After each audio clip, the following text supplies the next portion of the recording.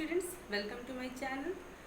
Uh, we are discussing about the acid, bases and salt. Okay, this is the second chapter of class 10 chemistry. Okay, so student, in the previous video I have seen lots of your comments. I really like it and thank you so much for all those comments. Okay, and thank you. Okay, now let's start. So today our topic is properties of acids. We will discuss the properties of acids. ठीक है, कुछ properties मैंने आपको last video में भी बताई थी कि दैट्स एसिड्स आर दो सब्सटेंस विच आर शार इन टेस्ट. मीन्स अगर हम फर्स्ट प्रॉपर्टी में लिखें तो एसिड्स का टेस्ट कैसा होता है. अगर हम प्रॉपर्टी में टेस्ट की बात करें तो एसिड्स वो सब्सटेंस है जिसका टेस्ट कैसा होता है, शार. ठीक है, एसिड्स आर दो सब्सटेंस विच आर शार इन टेस्ट. ठीक है, ओके. नाउ सेकेंड प्रॉपर्टी मैंने आपको बताया था कि they can turn blue litmus to red. वो ब्लू लिटमस को किस में चेंज कर सकते हैं, रेड में. Blue litmus to red. ठीक है, अगर हम ब्लू लिटमस को क्या करेंगे, एसिड में डालेंगे तो एसिड वो उसको क्या कन्वर्ट कर देगा, ब्लू लिटमस कन्वर्ट हो जाएगा रेड, जिससे ये शो होता है कि हाँ ये एसिड है. और अगर आपने रेड लिटमस यूज़ किया तो रेड लिटमस में नो चेंज इन कलर. ठीक है, क्लियर, समझ में आ रहा है. ओके, नाउ सो ये तो हम लोग पहले ही बहुत डिटेल में मैंने डिस्कस किया था. इवन फिनोप्थिलीन, मिथाइल ऑरेंज, जितने भी इंडिकेटर्स थे आपके इंपॉर्टेंट है क्लास 10th के लिए, वो मैंने सारे डिस्कस किए हैं. अगर वो प्रीवियस वीडियो आपने नहीं देखा होगा तो देख लेना. ठीक है, okay. Now so next property is acids are corrosive in nature. Corrosive nature का मतलब क्या होता है कि अगर एसिड आपकी बॉडी में पड़ता है तो वो एक बर्निंग सेंसेशन प्रोड्यूस करेगा. मतलब वो पार्ट आपका जल जाएगा, उसमें जलन होने लगेगी. आपने वैसे भी एसिड्स अटैक बहुत ये सब बातें सुनी ही होंगी. ठीक है, तो एसिड क्या करेगा, it is corrosive in nature. वो जिस पार्ट पे आपके पड़ता है, बॉडी के पार्ट पे पड़ेगा, वहाँ पे बर्निंग सेंसेशन प्रोड्यूस करेगा. इवन अगर वो कपड़े पे पड़ता है, क्लोथ में पड़ता है, तो क्लोथ में होल बना देता है, वो वहाँ पे छेद हो जाएगा, होल हो जाएगा. ठीक है, so acids are corrosive in nature. ठीक है, ये थर्ड पॉइंट हम लोग लिख लेते हैं. Acids are corrosive in nature means they will produce burning sensation. ठीक है, बर्निंग सेंसेशन. इवन जो आपके कंसनट्रेटेड एसिड्स होते हैं, अब कंसनट्रेटेड क्या होता है, जैसे मैंने आपको बताया होगा या फिर आपको पता होगा, आपने क्लास 9th में पढ़ा होगा कि सोल्यूट एंड सॉल्वेंट, कोई भी सोल्यूशन तैयार होने के लिए सोल्यूट और सॉल्वेंट होता है. ठीक है, पढ़ा है 9th में. ओके, सो जब हमारा सोल्यूट की क्वांटिटी ज़्यादा होती है, सॉल्वेंट की कम होती है, वो होता है कंसनट्रेटेड सोल्यूशन. जैसे बहुत नॉर्मल एग्जांपल दो, मत कहना केमिस्ट्री में हमने ऐसे एग्जांपल्स दिए. सो जैसे हम लोगों के यहाँ शीरा बनता है, ठीक है, जलेबी के लिए या फिर रसगुल्ले के लिए जो शीरा बनता है वो कैसा होता है, उसमें जो शुगर होती है उसकी क्वांटिटी इतनी ज़्यादा होती है कि वो जो शीरा होता है वो कैसा होता है, हाईली कंसनट्रेटेड. ठीक है, बहुत कंसनट्रेटेड होता है. तो वहाँ से आप कंसनट्रेटेड की मीनिंग समझ सकते हो. तो ऐसे ही एसिड में, जिसमें एसिड की क्वांटिटी बहुत ज़्यादा हो, वो एसिड कैसा होता है, कंसनट्रेटेड. डाइल्यूट क्या होगा, डाइल्यूट वो होगा जिसमें वाटर मिक्स होगा. और डाइल्यूट की कंडीशन में ये भी मैं बता दूँ, डाइल्यूट की कंडीशन में वाटर की क्वांटिटी, जो वाटर होगा, वाटर की क्वांटिटी, उसमें वाटर की क्वांटिटी ज़्यादा होगी. ठीक है, वाटर की क्वांटिटी ज़्यादा होगी और एसिड की क्वांटिटी क्या होगी, लेस. वाटर की क्वांटिटी ज़्यादा और एसिड की क्वांटिटी लेस, बहुत कम क्वांटिटी होगी, तो उसको हम डाइल्यूट कहते हैं. ठीक है, फिर भी ये भी रिकमेंड नहीं किया जा सकता कि आप डाइल्यूट एसिड को ऐसे ही टच करिए, उसको भी रिकमेंड नहीं कर सकते. ठीक है, it is dangerous. Okay, and concentrated क्या होगा, जिसमें वाटर की क्वांटिटी बहुत लेस होगी और एसिड की क्वांटिटी बहुत ज़्यादा होगी. तो जो आपका कंसनट्रेटेड एसिड होता है वो आपके लिए बहुत ज़्यादा डेंजरस है. ठीक है, क्लियर. सो ये कुछ नॉर्मल प्रॉपर्टीज हैं. That acid can turn blue litmus to red, acids are sour in taste, acids are corrosive in nature. ठीक है, तो ये हमने एसिड्स की कुछ प्रॉपर्टीज पढ़ी. चलिए, some more properties of acids. ठीक है, which are very very important. First property is acids react with metals. First property है हमारी, acid reacts with metal. What happens when acids react with metal, कि अगर हम acid metal के साथ react करेगा तो क्या होगा. तो जब भी मेटल के साथ आपका एसिड का रिएक्शन होता है, एक्टिव मेटल के साथ, तो होगा क्या, it will form metallic salt. आप लिख सकते हो या डायरेक्ट जनरली सॉल्ट लिख दो, प्लस हाइड्रोजन गैस. कौन सी गैस रिलीज होगी? Hydrogen gas. Clear?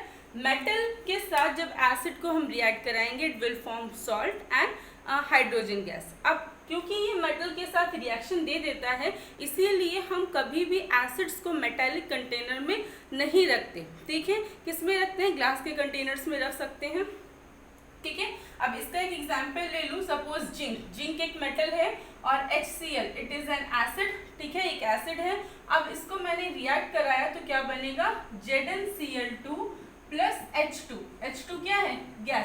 Gas release हो रही है। ठीक है, तो फॉर बैलेंसिंग द इक्वेशन 2।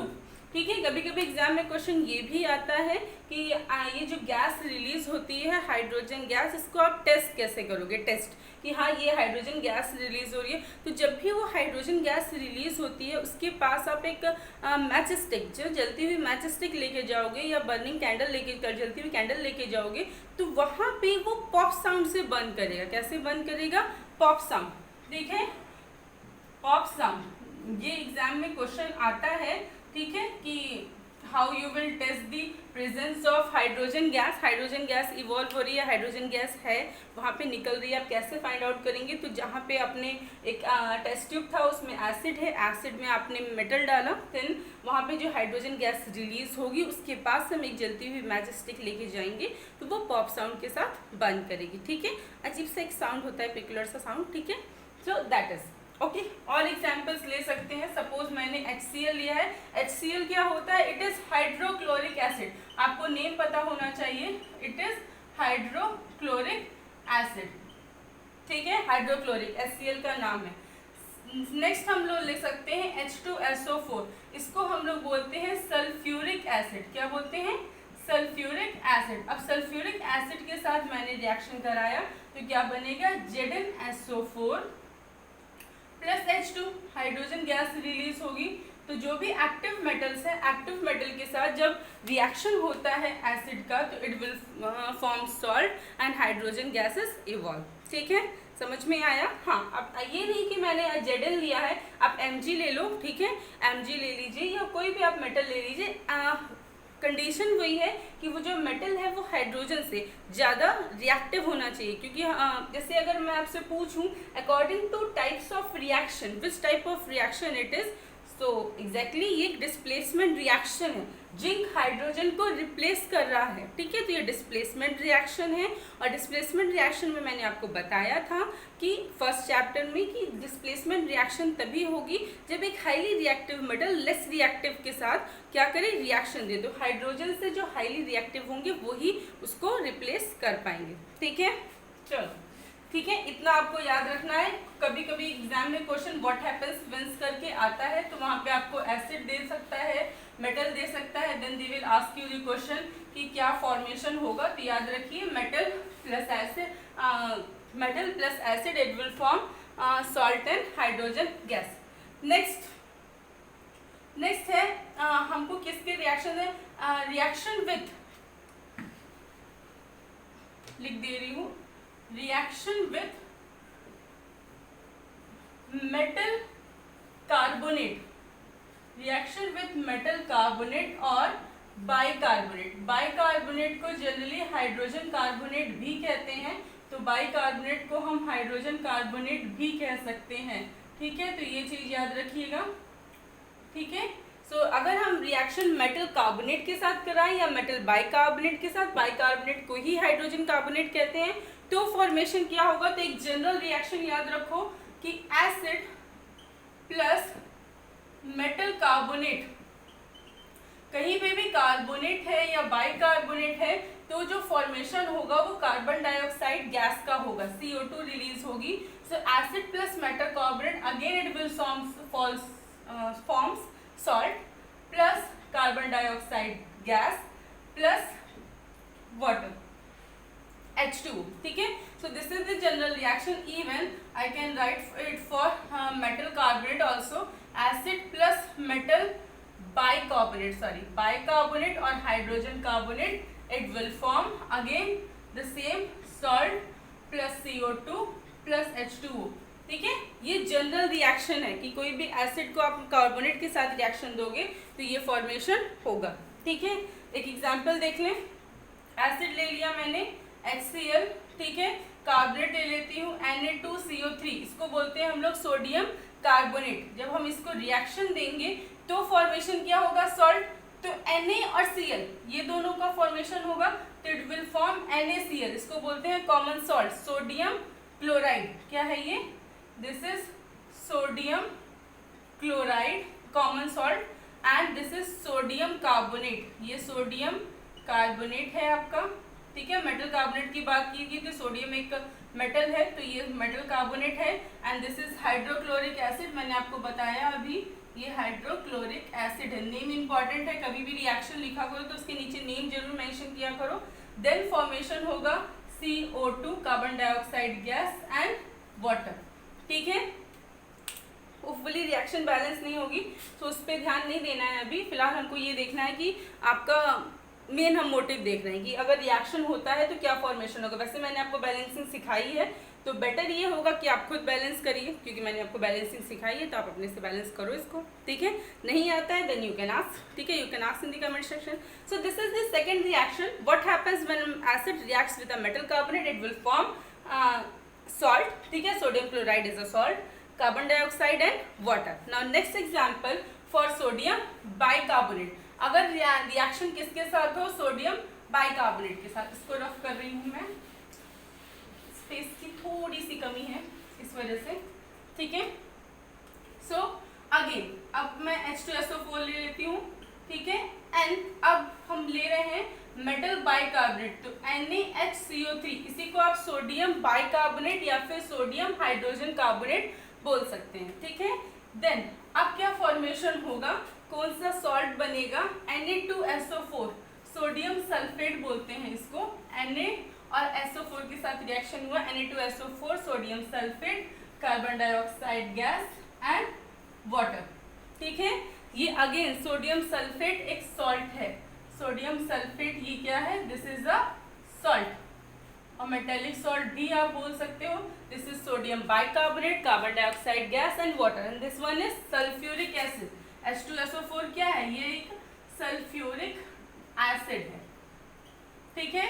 तो हमने यही पढ़ा था कि मेटल बाइकार्बोनेट के साथ एसिड को रिएक्शन देंगे तो वो सॉल्ट, कार्बन डाइऑक्साइड और वाटर का फॉर्मेशन देगा, ठीक है। समझ में आ रहा है, होपफुली आ गया होगा, ठीक है।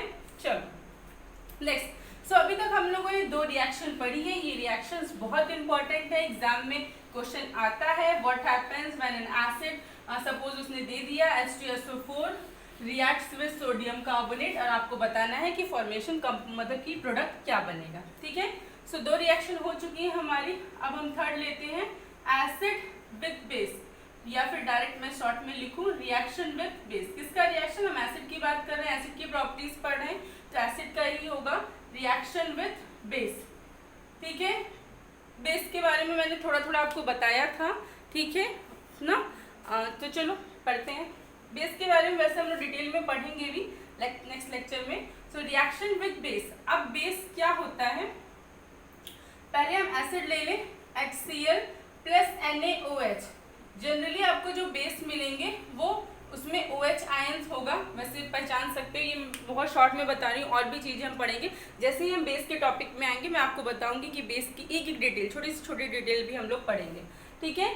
तो एसिड प्लस बेस, जब एसिड, इसका नाम क्या है, दिस इज सोडियम हाइड्रोक्साइड, क्या है ये, सोडियम हाइड्रोक्साइड, ठीक है। So when acid reacts with sodium hydroxide it will form, क्या फॉर्म करेगा ये फॉर्म करेगा सॉल्ट, NaCl प्लस H2O, ये क्या है, सॉल्ट है। अगर इसका हम जनरल रिएक्शन लिखें तो जनरल रिएक्शन होगा acid plus base, it will form salt and water.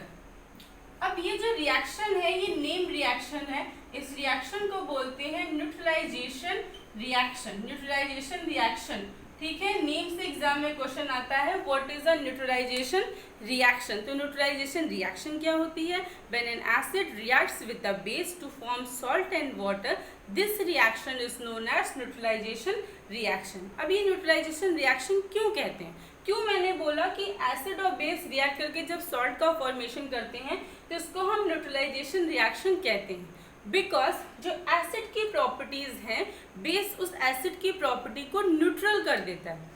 जैसे मैं एग्जांपल बताऊं तो आपको पता होगा, आपने बायो में पढ़ा होगा मे बी, कि हमारी जो बॉडी है, हमारी बॉडी में हाइड्रोक्लोरिक एसिड मतलब HCl होता है, स्टमक में वो होता है।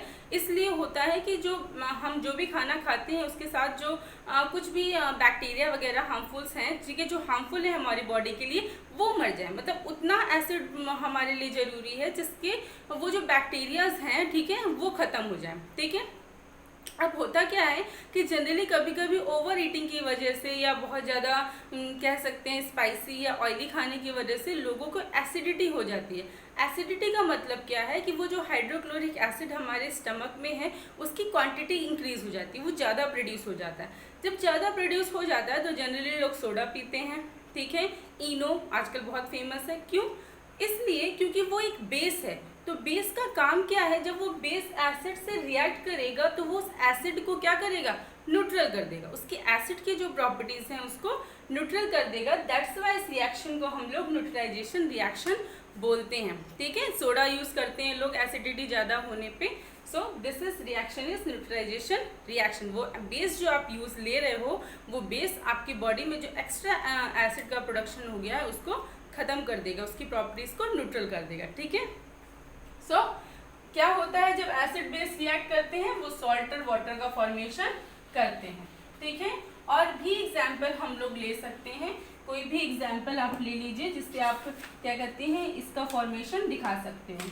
ठीक है, चलो एक और ले लेती हूँ, KOH, इसको बोलते हैं पोटेशियम हाइड्रोक्साइड, इसका नाम है पोटेशियम हाइड्रोक्साइड। ठीक है, अगेन हम H2SO4 ले रहे हैं। अब फॉर्मेशन क्या देगा, ये बनाएगा K2SO4 और साथ में वाटर। ठीक है, इसको बोलते हैं पोटेशियम सल्फेट। क्या है, पोटेशियम सल्फेट। ये सारे के सारे सॉल्ट ही हैं, सॉल्ट के डिफरेंट टाइप से सॉल्ट होते हैं, तो ये पोटेशियम सल्फेट भी एक सॉल्ट है। पोटेशियम हाइड्रोक्साइड और एसिड, ये बेस है। पोटेशियम हाइड्रोक्साइड क्या है, इट इज अ बेस। ठीक है, ये क्या है, ये एक एसिड है।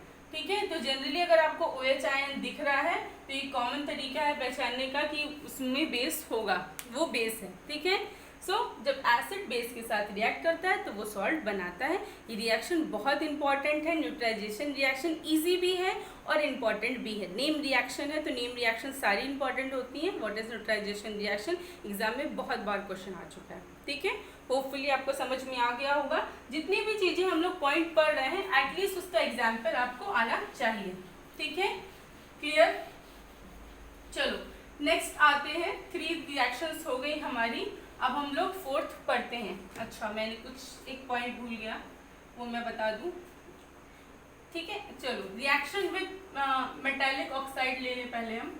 मेटालिक ऑक्साइड कि अगर हम मेटालिक ऑक्साइड के साथ, मेटालिक ऑक्साइड जैसे कैल्शियम ऑक्साइड, कैल्शियम ऑक्साइड क्या एक मेटालिक ऑक्साइड है, तो इसको हम एसिड के साथ रिएक्शन देंगे तो बनेगा क्या, CaCl2 calcium chloride plus H2O, water का फॉर्मेशन होगा।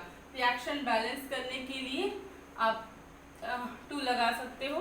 ठीक है, रिएक्शन आपकी बैलेंस हो गई। सो ये क्या है, दिस इज कैल्शियम ऑक्साइड। क्या बोलते हैं इसको, कैल्शियम ऑक्साइड। जब इसने एसिड के साथ रिएक्शन दिया तो क्या बनाया, कैल्शियम क्लोराइड और वाटर। एक और भी एग्जांपल ले सकते हैं, CuO, इसको बोलते हैं कॉपर ऑक्साइड। ठीक है, कॉपर ऑक्साइड को भी आप अगर HCl के साथ रिएक्शन दोगे तो ये क्या बनेगा, copper chloride and water H2O। ठीक है, अगेन रिएक्शन बैलेंस कर दो। ठीक है, क्लियर। ये क्या है, दिस इज कॉपर क्लोराइड। वैसे कॉपर की वेरिएबल वैलेंसी होती है, यहाँ पे कॉपर की वैलेंसी 2 है, वो नेक्स्ट हम लोग आगे पढ़ेंगे। 11th का टॉपिक है वो, यहाँ पे नहीं है variable valency. So calcium chloride and copper chloride. ठीक है, तो जब रिएक्शन मेटालिक ऑक्साइड के साथ होता है तो फॉर्मेशन क्या देगा, कैल्शियम क्लोराइड या कॉपर क्लोराइड। ठीक है, तो दिख रहा है, समझ में आ रहा है चीज़ें। हमने अभी तक पढ़ा reaction with metal, reaction with metal carbonate, bicarbonate, reaction with base and reaction with metallic oxide. Hopefully आपको चीजें समझ में आ रही हैं, ठीक है। चलो कुछ और पॉइंट्स भी पढ़ लेते हैं इसमें।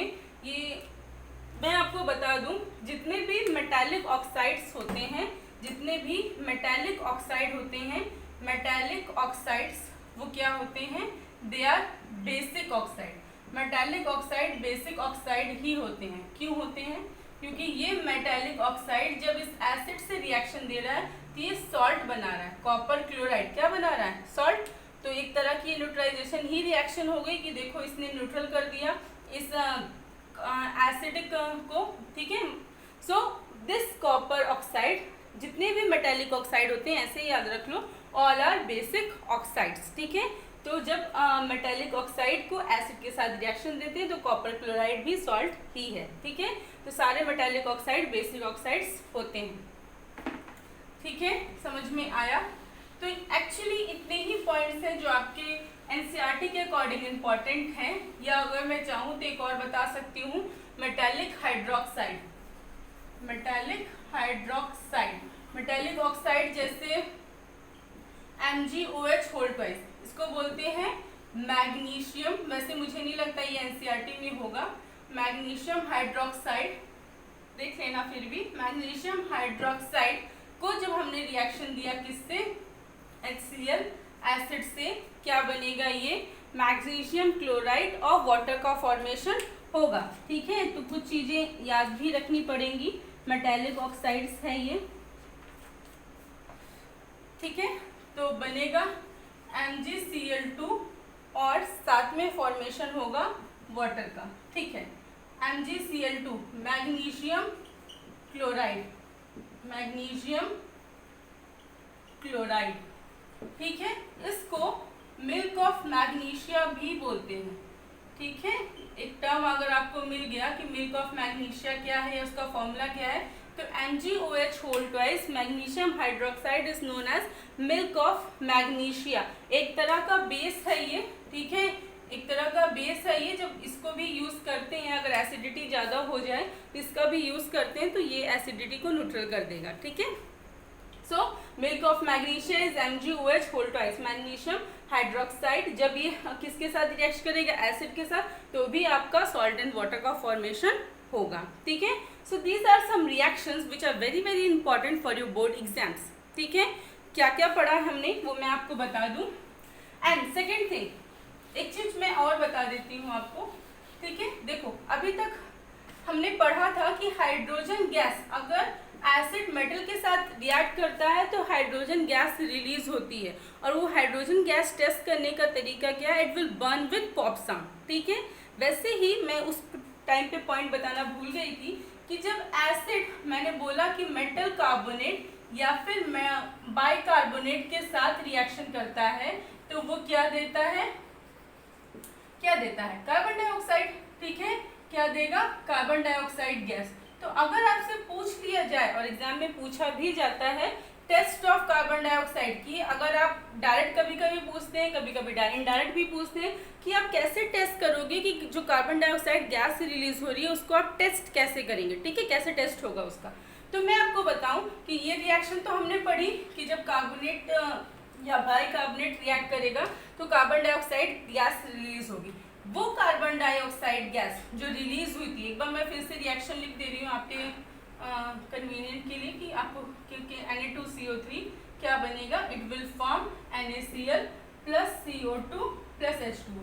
अब ये जो कार्बन डाइऑक्साइड गैस बनी, इसको हम कैसे टेस्ट करेंगे, जब इसको हम कैल्शियम हाइड्रोक्साइड के साथ, लाइम वाटर बोलते हैं इसको, कैल्शियम हाइड्रोक्साइड, जब इसको हम कैल्शियम हाइड्रोक्साइड, ये जो गैस रिलीज हो रही है, इसको कैल्शियम हाइड्रोक्साइड से पास करेंगे, it will form calcium carbonate CaCO3, क्या बनेगा, कैल्शियम कार्बोनेट और वाटर, ठीक है। अब मैं आपको बताती हूँ, ये जो कैल्शियम कार्बोनेट है ये इनसॉल्युबल रहता है, ठीक है। ये एक तरह का वाइट प्रेसिपिटेट है, या फिर आप बोलेंगे कि जो सोल्यूशन है वो कैसा हो जाएगा, मिल्की।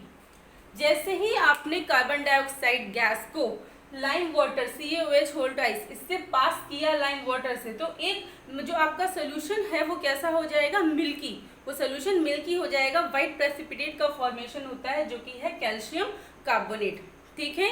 सो मिल्कीनेस, अगर वो सोल्यूशन लाइम वाटर से पास करने पे मिल्की हो गया हमारा, तो हम कहेंगे कि हाँ this gas is carbon dioxide gas, और फॉर्मेशन क्या हुआ है, कैल्शियम कार्बोनेट, ठीक है, याद रहेगा। इस तरह से टेस्ट करते हैं। अब सेकेंड थिंग ये, अब हम इसमें कार्बन डाइऑक्साइड गैस पास करते ही जा रहे हैं, तो कैल्शियम कार्बोनेट जो फॉर्मेशन हो गया।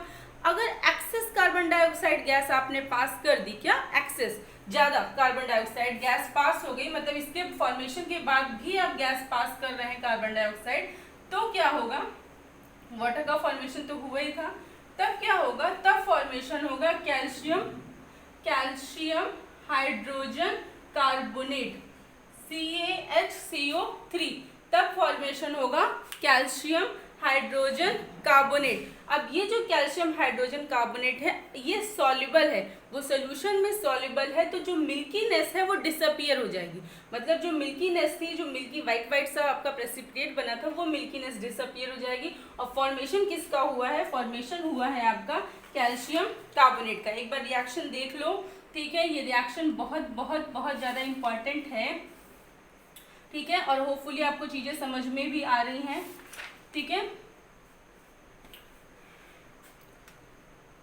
CaHCO3 होल ट्वाइस, हाँ थोड़ा सा गलत हो गया, CaHCO3 होल ट्वाइस होता है, इसको बोलते हैं कैल्शियम हाइड्रोजन